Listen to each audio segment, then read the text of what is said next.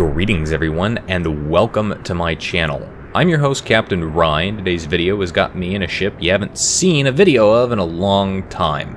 That's right, I'm once again back in the Fletcher, here in World of Warships.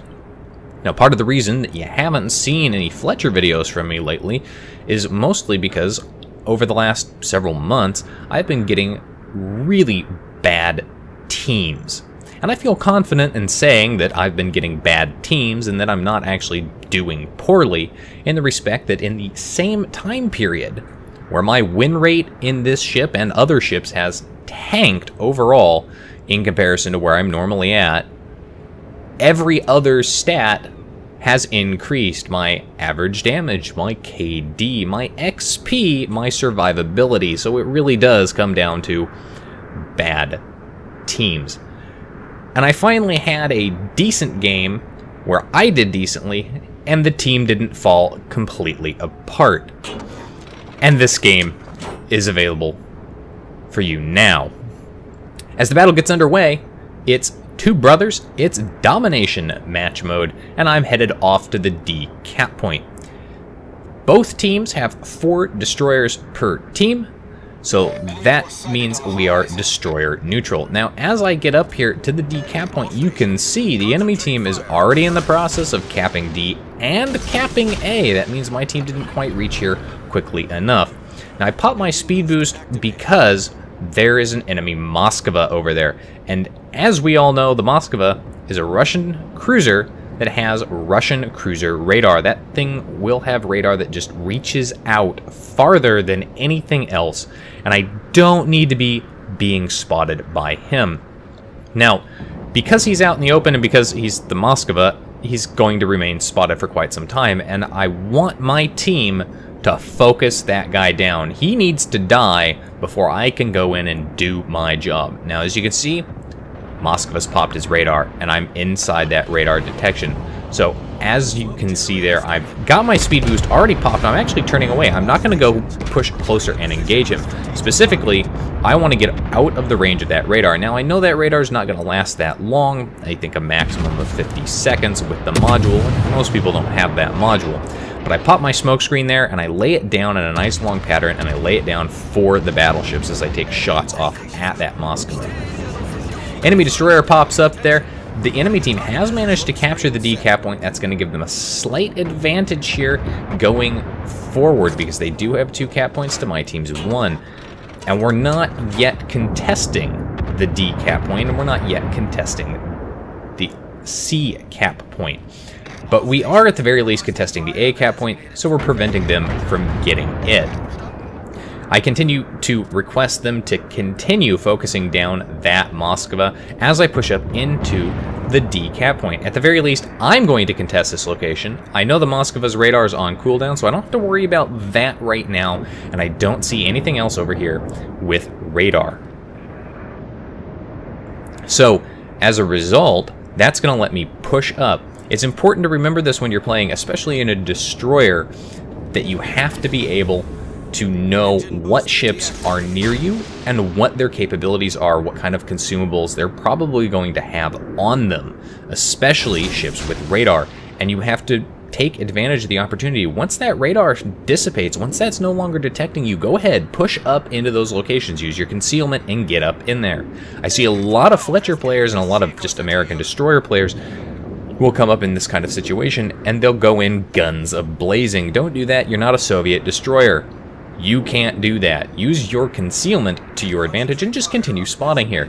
And you can see what I'm doing. I've managed to capture the D cap point unmolested because I didn't open fire, and I continued keeping these ships spotted, and now the Moskva is dead. So the Moskva, first blood, he's gone. I no longer have to worry about radar on this side of the map, and that means then I can go ahead and I can start pushing up and challenging the enemy at their other locations.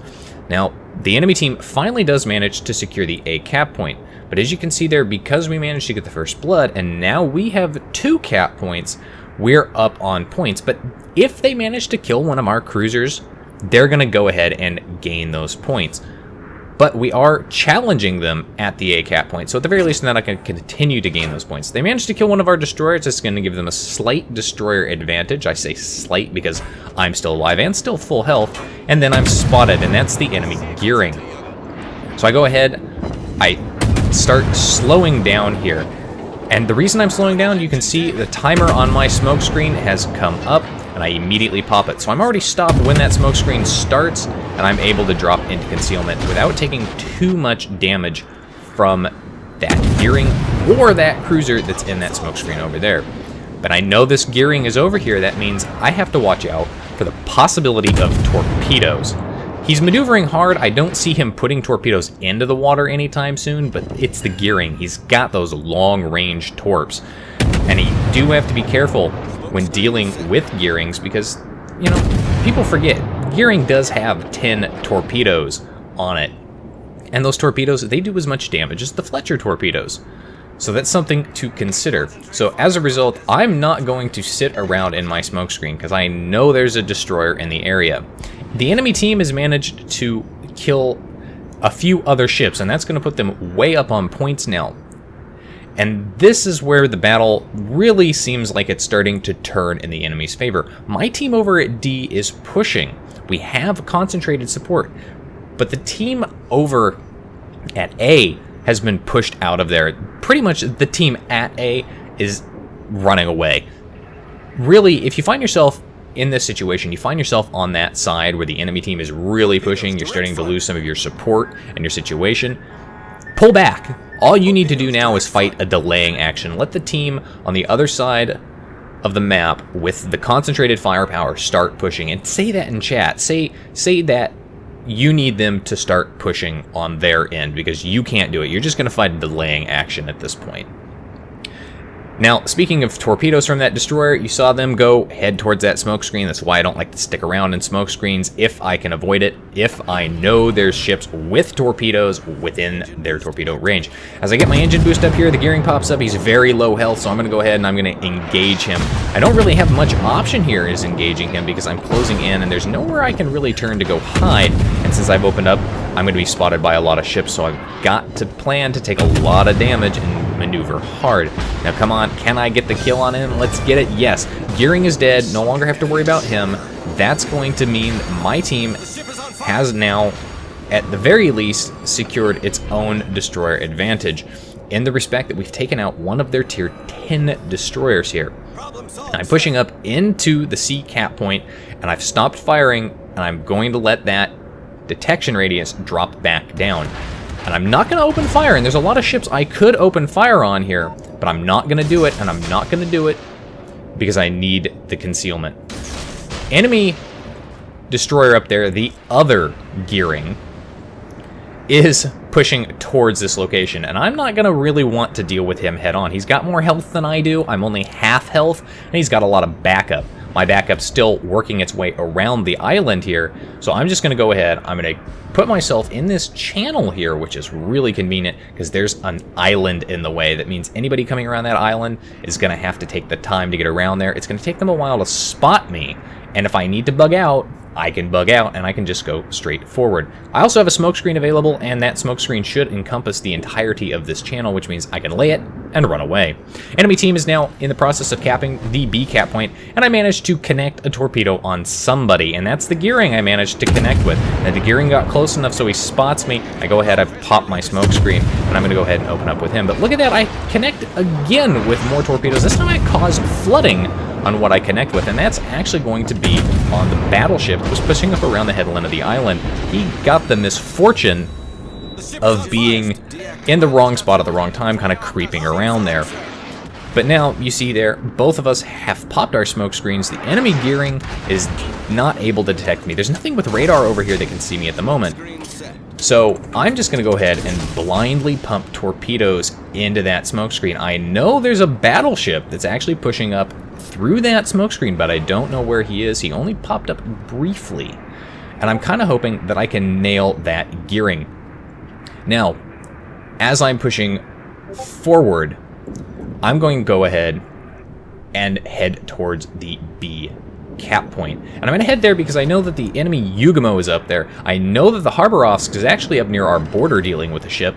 So I know that and I know where the gearing is. So I know I can deal with the Yugamo even at my current level. Now I managed to connect 4 torpedoes with something in that smoke screen, and I didn't kill him outright. But you can see there, whatever I hit, it's flooding. And I'm 90% positive I hit that battleship that I hit previously. So he put out the flooding the first time, and now his damage repair is on cooldown. And I hit him with so many floodings that there's no way he can deal with it.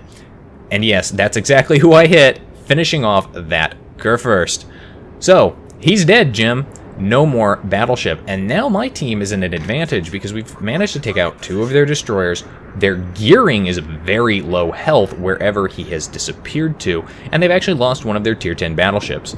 I'm going to push up here into home base and continue to help cap this and try and put as much pressure on the enemy that's actually pushed up over on this side of the map and deal with them. Now I've got a battleship in North Carolina in this instance here. He's pushing up this direction. I have a friendly gearing over here who can put torpedoes downrange as well. We're both in the process of recapping B, and this is where the tide of the battle has turned. Both teams are relatively similar on number of ships lost, and it really could go either way. They still have a Harborov that's mostly full strength, and it's important to pay attention to where he is because he could come down and cause some significant problems for me. But right now he's up at the map border dealing with a friendly ship, and that friendly ship is going to rage and chash about Russian biases for reasons. North Carolina manages to change course and effectively dodge all my torpedoes. Really disappointed by that because I have a nice shot at him. Gearing is being a little... I don't know what he's doing here. He's pushing up, he's using the island for cover, but he's so close. And look over there, there's a Des Moines.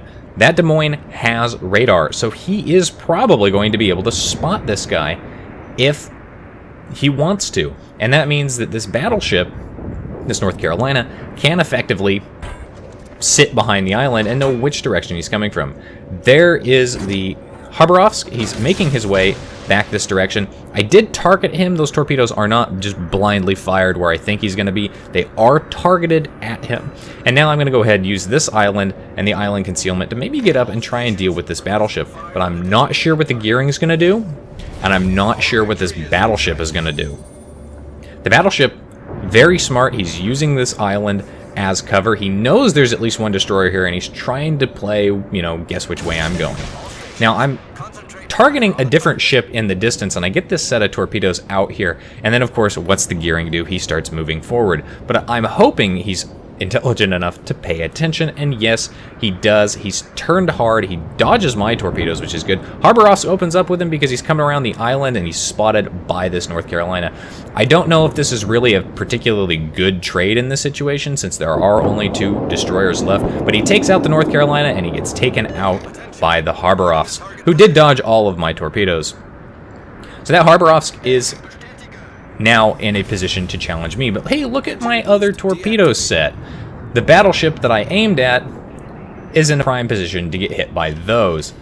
And I managed to connect with a couple of them and cause some flooding. Of course, he's probably going to put the flooding out, and it wasn't enough to kill him outright. The problem with failing to kill battleships outright in this particular situation is that means they can start recovering their HP. Granted, torpedo damage is high damage, so it's not as repairable as, say, high explosive and fire or flooding damage, but it can still be recovered to some degree. I do manage to set this battleship on fire, and he's probably not happy about that because his damage repair is probably now on cooldown. So he's going to burn for a while, and I'm trying to set him on fire in multiple spots there. But of course, it does look like he's keeping himself just barely alive here, as he's got maybe his repair ability going. But you know that set of torpedoes that I launched off? Well, this battleship is turning back into them. It's unbelievable. I never get this lucky, folks. I'm just going to stop firing and let my torpedoes do their job. And that's, sure enough, the case. But now, because the enemy team has spent so long not capping, my team is in prime position with the points lead. Again, the battle's still very close here. And the enemy team could pull it back, but they absolutely have to kill something if they want to pull it back. Because my team is way up on the points. Unfortunately, they don't actually manage to do it before we kill one of them and or hit 1,000 points and secure our victory. So that game ends very quickly, actually, kind of abruptly. 154,000 damage in that game. 750,000 credits earned. Only 3 kills, no major awards, but 2 solo base caps for me. Working hard there in order to ensure a victory, something that I seem to be lacking recently in this ship. Top of the team for XP earned at well over 2,000 base XP overall. Anyway, that's it for today's video, folks. If you liked the video, hit that like button, hit the subscribe and follow button, leave a comment down below.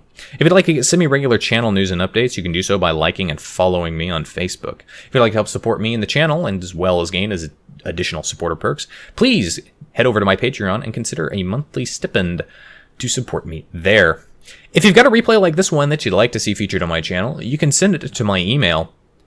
And if you'd like to watch me play various games, including World of Warships live from time to time, there's no real set schedule on that right now, you can do so by following me on Twitch. You can find the links for all of those in the video description down below. And as always, I'll see you next time. This is Captain Rye, signing off.